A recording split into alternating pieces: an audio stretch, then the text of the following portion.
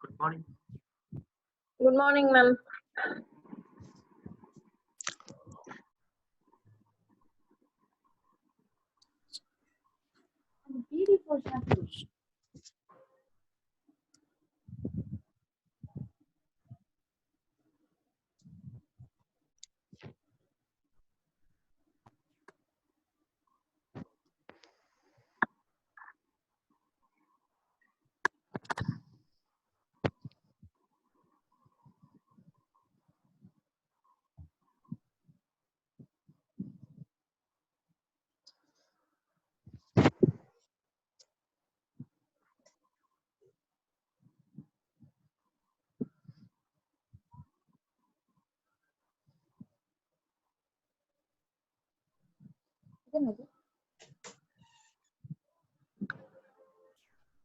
Are everyone inside the class? Yes? Yes, ma'am. Yes, ma'am.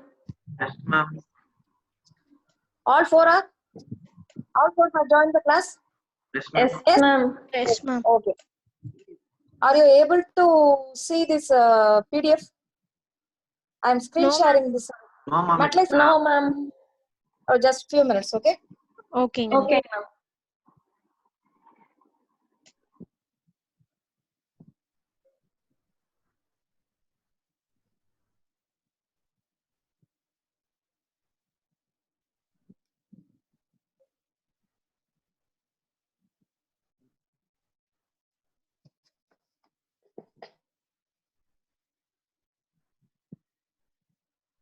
Are you able to view now? View the Yes, Yes, screen? ma'am. Okay. Yes, ma'am. Yes, ma'am. Yes, ma'am. Today Yes, our ma'am. topic is metallization, right? So, Okay, ma'am. Okay. Ma'am, Hindu correct ஆயிட்டு இருக்காங்க நீங்க accept பண்ணுங்க. okay. I'll wait a few minutes. Okay. Okay.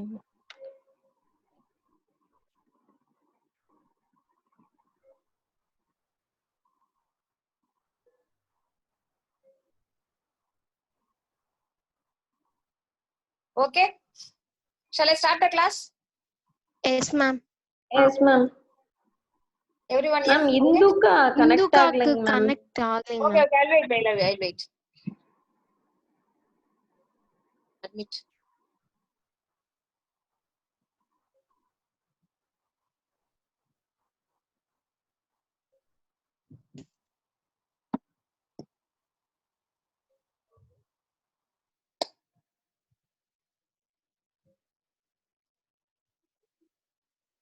So I think I have admitted Hindu. Is Hindu in? Yes, Hindu? ma'am. Are you Yes, there? ma'am. Yes, Okay, ma'am. okay. Yes, Are you ma'am. able to view the screen, Hindu? Yes, ma'am. Okay. Yes, ma'am. So today we are going to study about the formation of interconnects. That is Okay, metallization. ma'am. So in this topic, we are going to see about the various metallization choices. That is, which metal to use and what are the methods of depositing these metals and pattern, how to pattern these metals and what are the problems we encounter during metallization and a brief introduction to the new role of metallization. Okay. So before we proceed into the metallization techniques, what is metallization? So metallization is nothing but a formation of a conductive film to provide interconnection between contact on the devices and between devices and the outside world.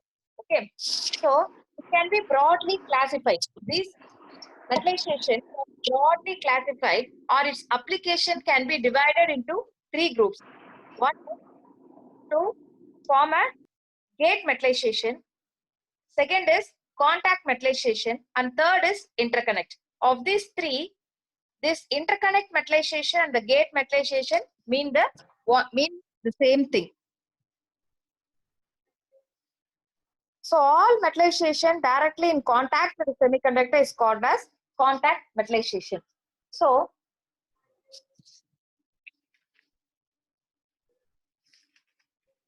what are the requirements or the properties, desired properties of the metallization for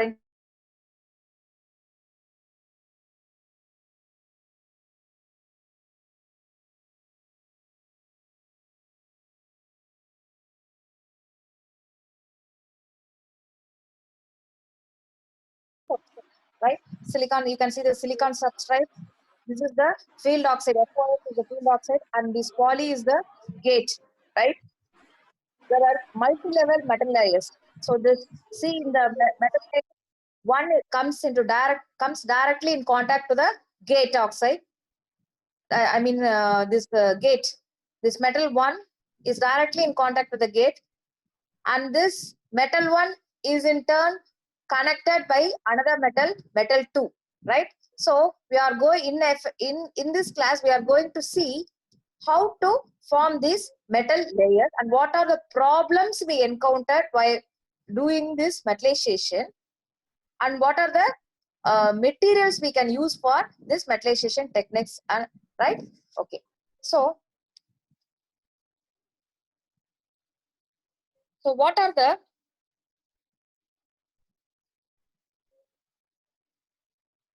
interconnect requirements? The main interconnect requirements is low ohmic resistance. That is, the interconnects material has low resistivity and low contact resistance to semiconductor device and reliable long-term operation. These three are the requirements. Okay. So what are the possible interconnect materials that we can use? One is the metal or highly doped polysilicon or highly doped diffused regions in silicon substrate for short interconnects. So for long interconnects, we have to go for metal because it has low resistance. Whereas for short interconnects, we can either we can go for highly doped polysilicon, or we can go for highly doped diffused regions in silicon substrate for medium resistivity. Okay.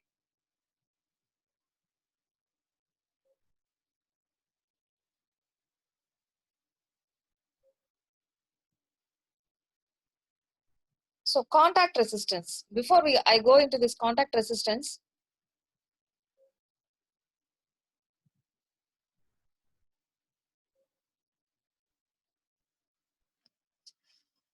so what are the properties of or the requirements of the metallization for integrated circuits? One is, as I said, low resistivity, and it should be easy to form a contact and easy to etch for pattern generation, and it should be stable in oxidizing ambience. That is, it should not react with the ambience. That is what they mean by stability.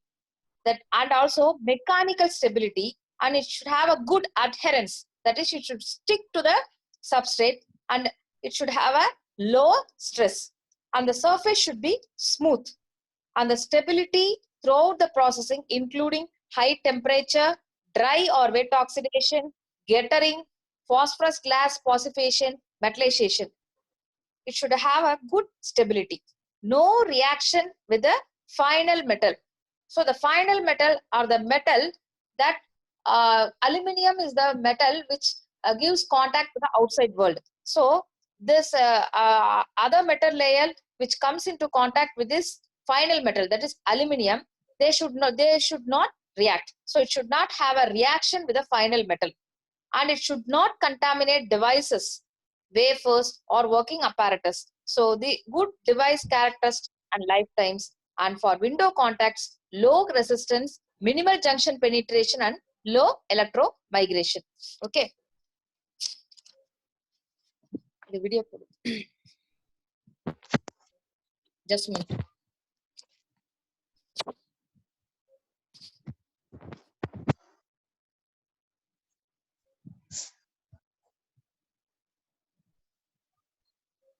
So you can see a picture over here.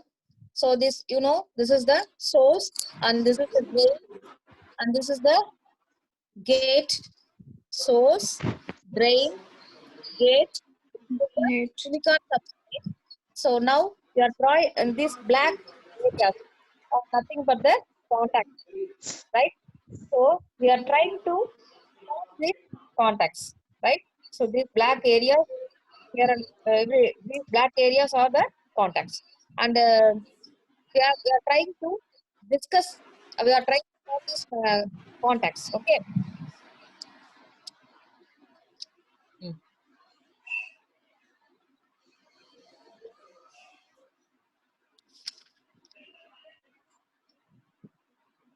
So now I said this metallization is divided into two groups, mainly gate and contact metallization. This is Right? Kirti. Contact metallization means Okay, ma'am. so a good metallic contact is usually formed by depositing a metal on the semiconductor, and it has a resistance called contact resistance. Contact resistance that should be negligible compared to the device resistance. The specific contact resistance RC or rho C is given by dou J by dou V inverse, or rho C is equal to dou V by dou J at V equal to 0, where J is the current density and V is the voltage. Okay.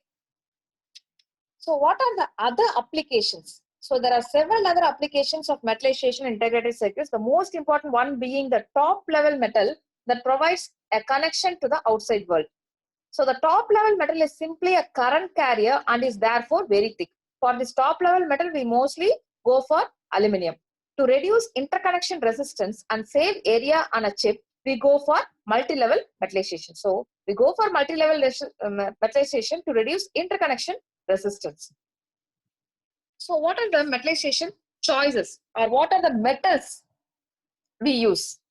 So the metals we use mostly are polysilicon for forming gates and interconnection and other contacts.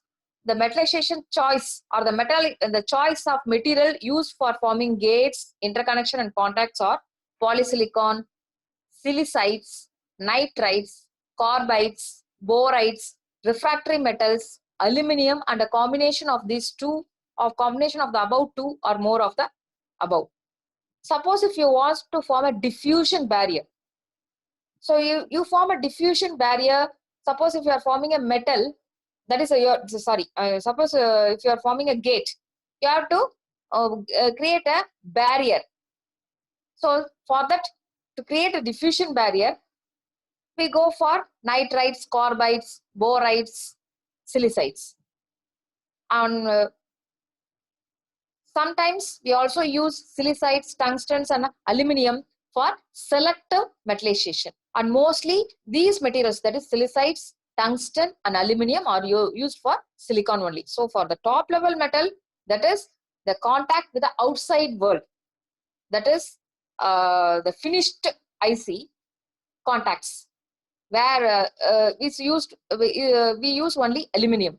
Whereas for gates, interconnects, and contacts, we use any one of the materials, that is polysilicon. We either go for polysilicon contacts, we go for silicide contact, or we go for nitrides, carbides, borides, refractory materials, or combination of these above. So to form a diffusion barrier, we go for nitrides, carbides, borides. Okay. So why is aluminum preferred? Because the ease of processing. So I told you aluminum is the top level metal. So we prefer aluminum because of the ease of processing, and also its ability to reduce SiO2, the formation of SiO2, which is always present on silicon wafers exposed to the atmosphere. And it is a good conductivity. That means it has very low resistance. So these are the properties of aluminum which make it a very preferable material in forming contacts. However, the lower melting point of aluminum limits its use to processing steps, after which no high temperature operation is permitted. So after forming metallization using aluminum, no high processing steps can be performed because the melting point of aluminum is only 450 degrees centigrade. So this is one limitation. Though aluminum has several advantages, there is one disadvantage. After formation of contacts using aluminum, no other high processing operation are permitted. So now let us see what are the properties required or for forming these contacts. Lower resistivity, of course. So if you have a lower resistivity material, you can form a purer, thicker, and large grained films. This is because the impurities, the grain boundaries and surface all scatter electrons and thus increase resistivity. So for silicides, nitrides, carbides and borides, variation also in composition will also affect resistivity. Just a minute, I'm going to show you a table in which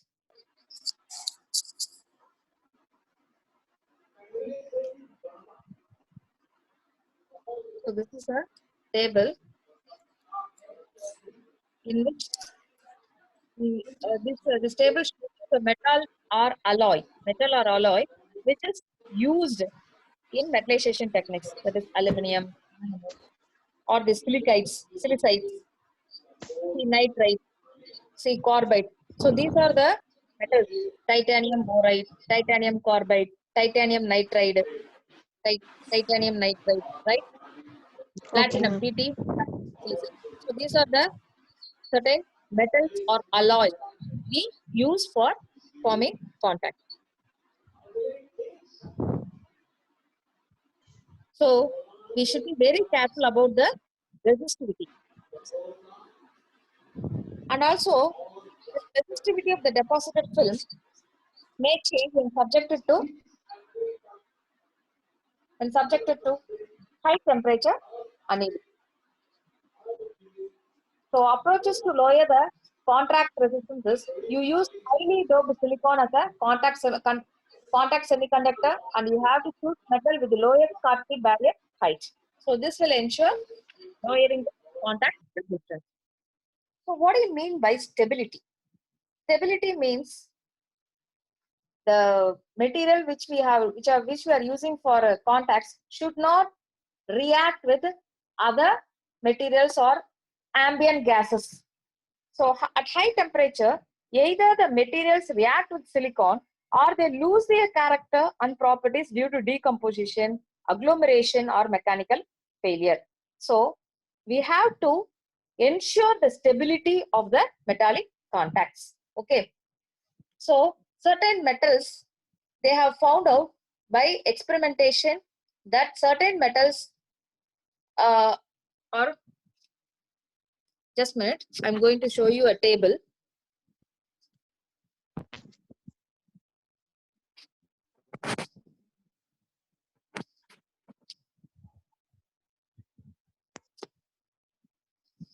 So you can see for aluminum, if you use aluminum, you have to go for evaporation and sputtering. Let me later explain you what I mean by sputtering and all. So just see, when you go for aluminum, the deposition method you can go for is evaporation or sputtering.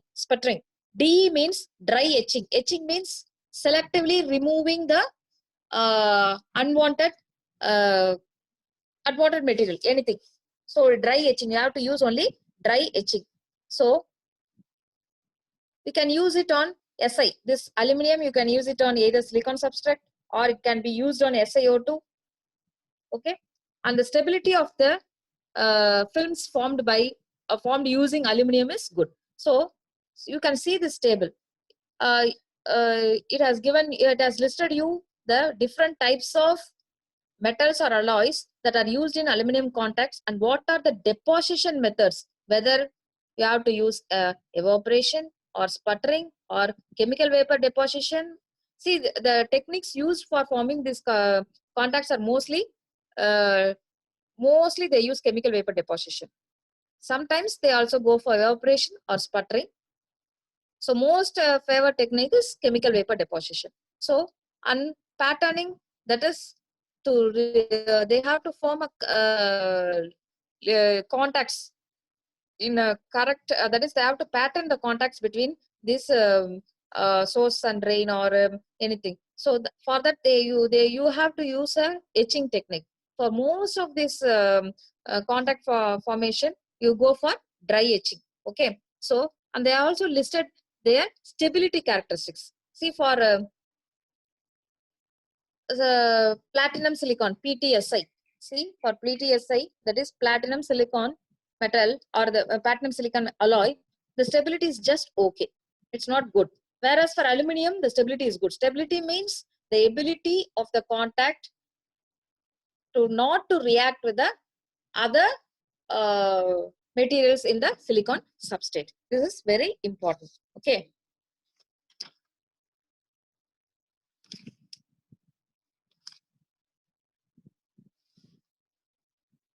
So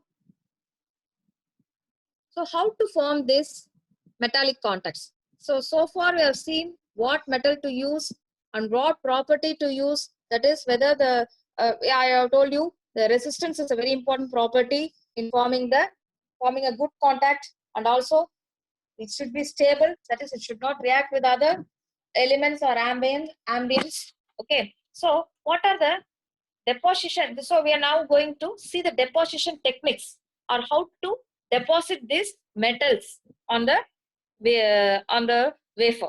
So there are two types of deposition process that are useful. The first one is chemical vapor deposition. Okay. And also another is the selective chemical vapor deposition. So chemical vapor, the major or the most important or the most preferred deposition technique is chemical vapor deposition, CVD technique. So CVD why CVD is preferred means it has several advantages.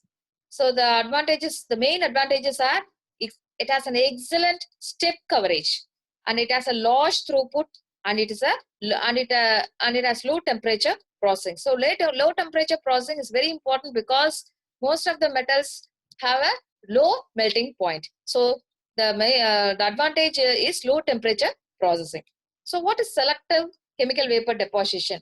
So here in this, the metallization is selectively deposited only on top of the silicon surface and not on exposed SiO2 surface. So it is a very promising technique.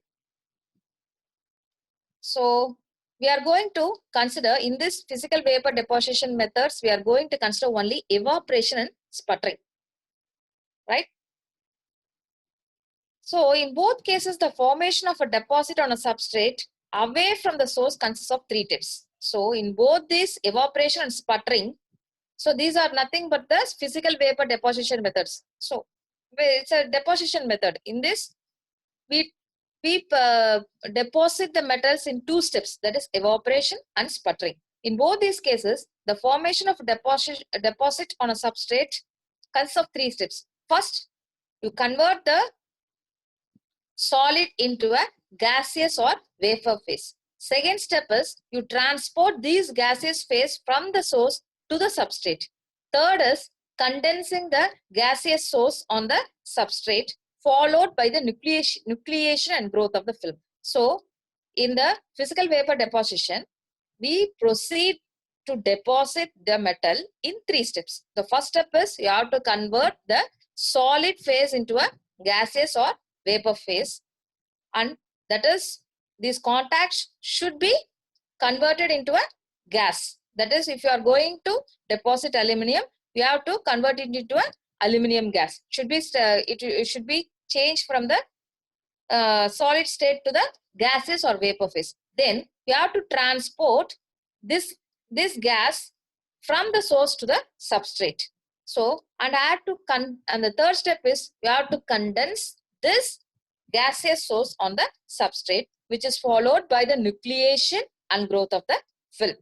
Suppose if you are using a compound instead of a single metal, such as a silicide, nitride, carbide, okay, one of the components should be a gas, and the deposition process is termed as reactive evaporation or sputtering, right? So when you go for compound, we call the deposition method as nothing but a sputtering. Okay, so in both types of deposition, that is in evaporation and sputtering, the deposition material is transformed into a gas phase, and interactions with the residual gases and the sputtering gases become important in determining the property of the deposited film. So while discussing this deposition method, what we see is deposition of films by thermal evaporation is the simplest method. So by deposition of these metals by thermal evaporation is the simplest method. In the evaporation method, a film is deposited by the condensation of the vapor on a substrate which is maintained at a low temperature than that of the vapor. Okay. So in evaporation method, a film is deposited by the condensation of the vapor on a substrate, and the substrate is maintained at a lower temperature than that of the wafer. This is what happens during evaporation process. Whereas in sputter deposition, the target material is bombarded by energetic ions to release some atoms. These atoms are then condensed on the substrate to form a film. So, sputtering and evaporation, right? And this sputtering, whenever you carry out this sputtering, it has to be carried out at a relatively high pressure, because the gas ions are the bombarding species and the films usually end up including a small amounts of gas. These gases in the film are non-reactive when the sputtering gas is contaminated with the chemically active gases. Okay, so the sputtering has to be carried out at a relatively high pressures.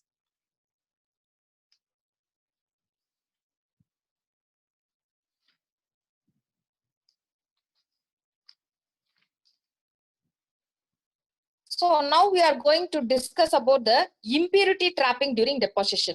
There are several sources of impurities, right? So suppose during deposition, there is a chance of impurities in the atmosphere being trapped. So what are the sources of impurities? The deposition shows and the gaseous environment being the most ones. That is, the deposition shows itself has some impurities, and the gaseous environment also has some impurities. The source will release impurities in the gas phase. These impurities and those in the environment will then bombard the surface of the growing film and get trapped during continued deposition. So you have to be very careful during deposition and during deposition of impurity trapping. So that should be avoided. So next is patterning. So you have to pattern the metallic contacts or the contacts you form, interconnects. You know that VLSI applications require very demanding controls on the metallization diamonds. So this requires the use of anisotropic etching techniques. So etching means you are selectively removing the surface of a semiconductor either by using acid or solvent or laser or a stream of electrons. That is, etching means selectively removing. You are removing selectively by using either acid or solvent or laser or a stream of electrons. So you have to pattern these metallic contacts. So these most chemical etchings are isotropic, and therefore generally they are not suitable for fine line patterning except for self-aligned process. Okay.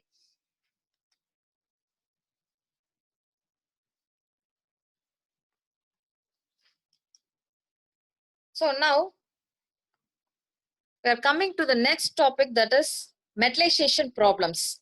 So when we are forming metallic contacts, so there are various problems associated with the deposition or during the deposition process, and these problems we also encounter during the chemical interactions, metallurgical and chemical interactions. Electromigration is another problem. This electromigration means it actually, this contacts get splits up due to the migration of the electron. That is called as an electromigration. Right.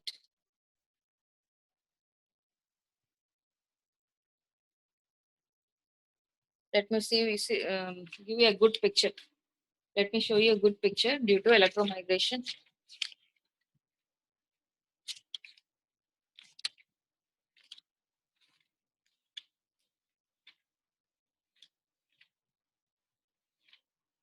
Show this one.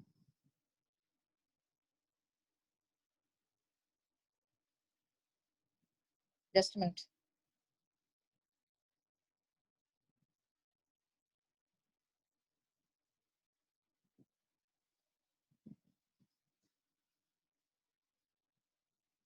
the electromigration causes a split like this. See? So the contact is broken here. So these are the metallic contacts, right? So this electromigration breaks the contacts, right? Here, see, you can Ma'am? also see here. Yes, ma'am எங்களுக்கு screen கிளியராகவே தெரியலைங்க ma'am. clear தெரியலையா? ஆமாங்க. I'll adjust. ஓகேங்க.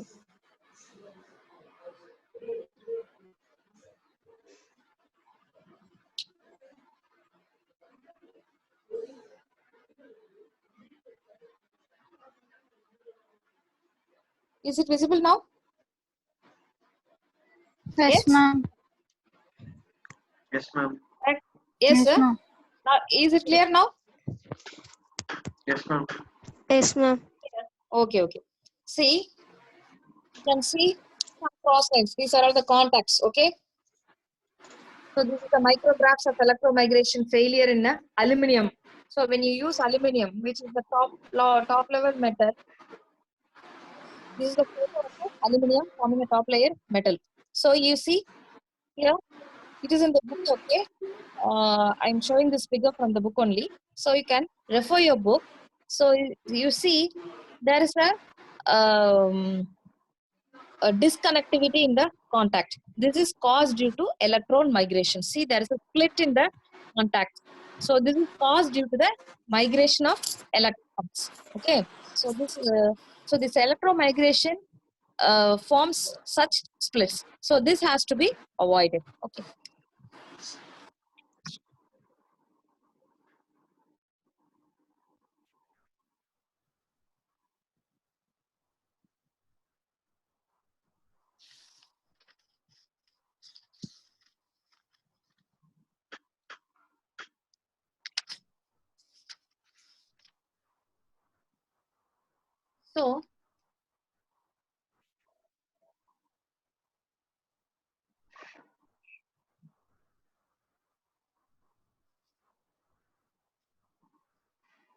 So there are various metallization problems we encounter while forming contacts. One is we encounter problems during deposition or this processing during the processing method, during the time of processing, and we also face a problem due to electromigration, which causes a split in the contacts. And also we have to consider the device performance, and also we have to consider the metallurgical and chemical interactions that take place between the deposited metal and the other chemical, because we are forming the everything is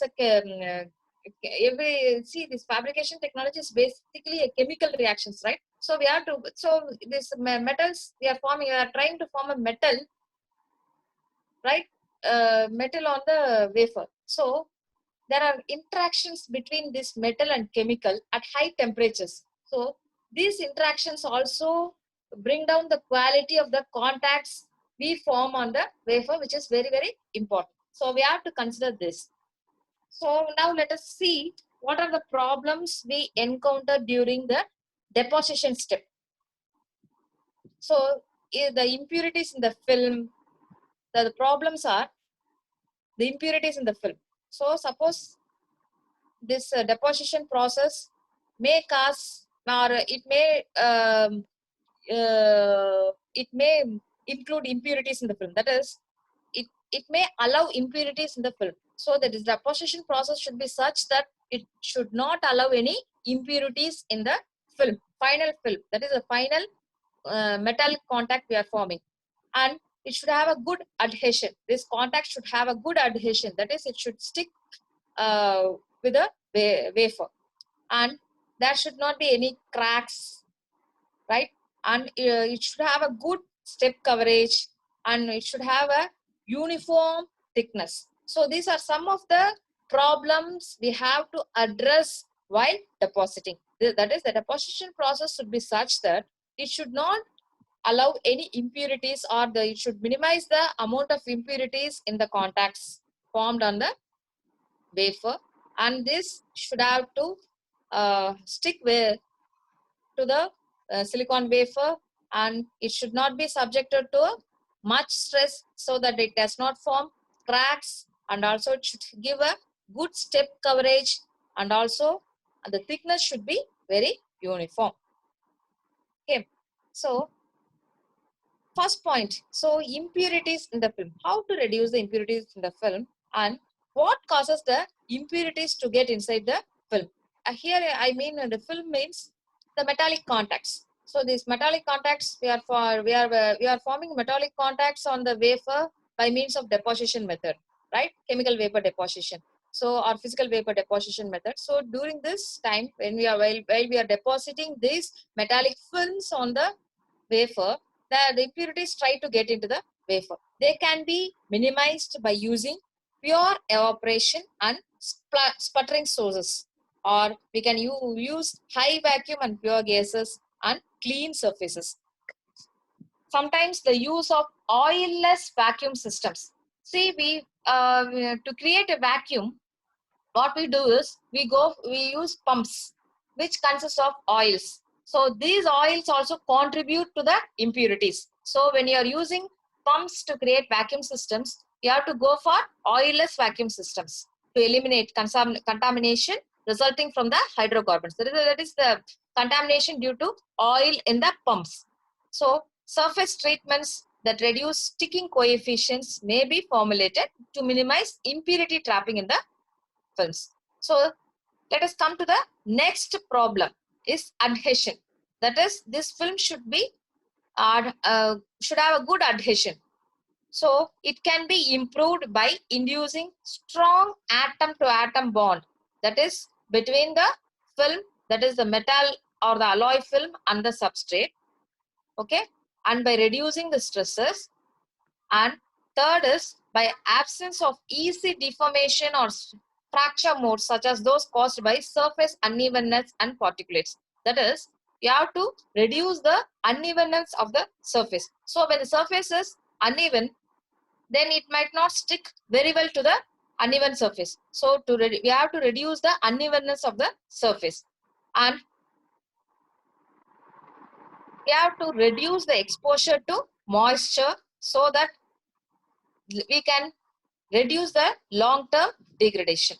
So surface cleanliness and localized deposit surface interaction will improve the localized atom-to-atom bonding. That is nothing but adhesiveness.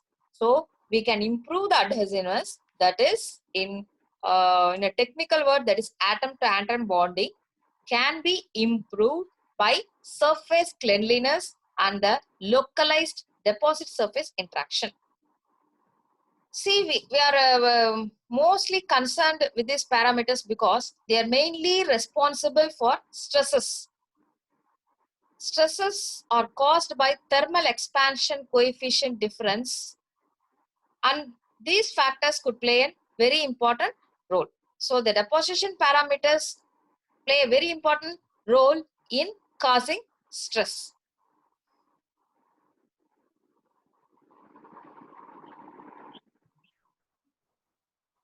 So